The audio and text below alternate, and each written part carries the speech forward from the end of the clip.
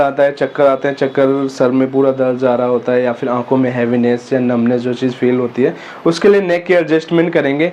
सबसे पहले हम C1 को एडजस्ट करेंगे, ढीले छोड़ेंगे गर्दन को, फील करेंगे। वॉइस में आपको फील कराता हूँ क्या एडजस्टमेंट में क्या फील होता है उस समय ना। देखिए, ढीले छोड़ो, ढीले छोड़ो। क्या हुआ, कुछ महसूस हुआ कराते समय, कैसा फील हुआ?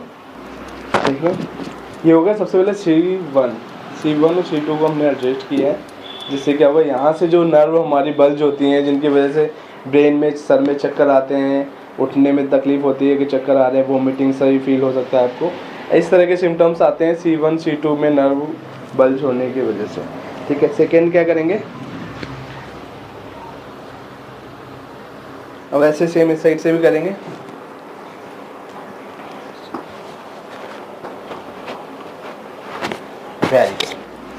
ठीक है, ये हो गया सबसे पहले C1 और C2 को हमने एडजस्ट किया है, जिससे क्या हुआ, यहाँ से जो नर्व हमारी बल्ज होती हैं, जिनकी वजह से ब्रेन में, सर में चक्कर आते हैं, उठने में तकलीफ होती है कि चक्कर आ रहे हैं, वोमिटिंग सही फील हो सकता है आपको, C6 C7 को एडजस्ट करेंगे। साथ साथ होल सर्वाइकल स्पाइन को भी हम एडजस्ट कर रहे हैं।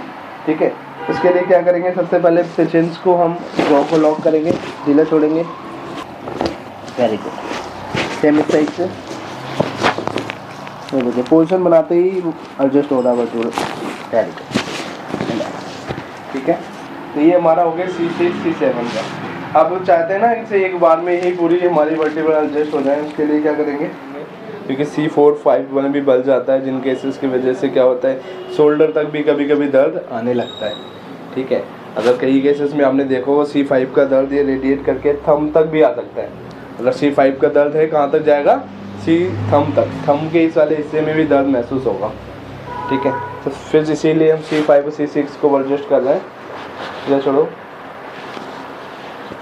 लंबी सांस लेंगे, छोड़ो छोड़ो, सेम इस साइड से करेंगे, लंबी सांस लो, छोड़ो। ठीक है, सिंपल सी टेक्निक है, ऐसा कुछ नहीं है, इसमें घबराने की जरूरत नहीं है। अगर साउंड नहीं आया है, साउंड पे के पीछे नहीं भागना है, मेन है वर्टिब्रा को एडजस्ट करना। ठीक है, नेक्स्ट क्या करते हैं, C6 और C7 को एडजस्ट करते हैं। C6 और C7 का क्या होता है, जब भी उसमें बल जाएगा, आपके दर्द जो है शोल्डर से लेके हैंड्स तक आएगा। और C5 to 6 की हम पहचान कैसे कर सकते हैं, जैसे हैंड्स में आपने देखा होगा नमनेस आती है, सूनपन आता है, तो उसके लिए C5 का जो बल होगा वो थंब तक आएगा, सेंसेशन जो है उसकी। और C5 और 6 की जो है वो यहाँ इसमें आएगी, 2 फिंगर्स में। 7 की इसमें आएगी।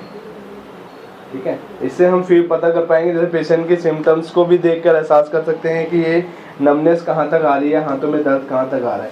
अगर ये 2 उंगलियों में आ रहा है तो ये मान के चलिए C5 में बल्ज है, इन 2 में है तो C6 में, इसमें है तो C7 में, C8 जो सिटी जंक्शन होता है वहाँ पर इसका दर्द लास्ट में आएगा।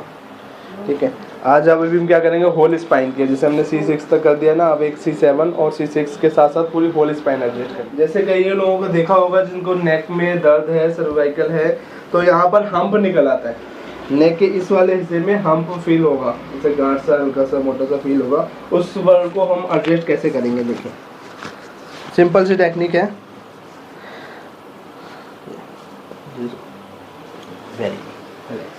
सेम इस साइड से करेंगे, साइड से भी एडजस्ट कर रहे हैं वर्टिब्रा को। रिलैक्स, हो गया एडजस्ट। पेशेंट जिस भी वर्टिब्रा को हम एडजस्ट करेंगे, हमें भी फील होता है कि ये वर्टिब्रा एडजस्ट हो गया, इसमें जो बल्ज था, इसमें जो नर्व का दबाव था, वो सारी चीज़ें ठीक हुई हैं। इसके साथ साथ पेशेंट को भी फील होता है, हर वर्टिब्रा के एडजस्ट होने पे एक साउंड सा क्रैक साउंड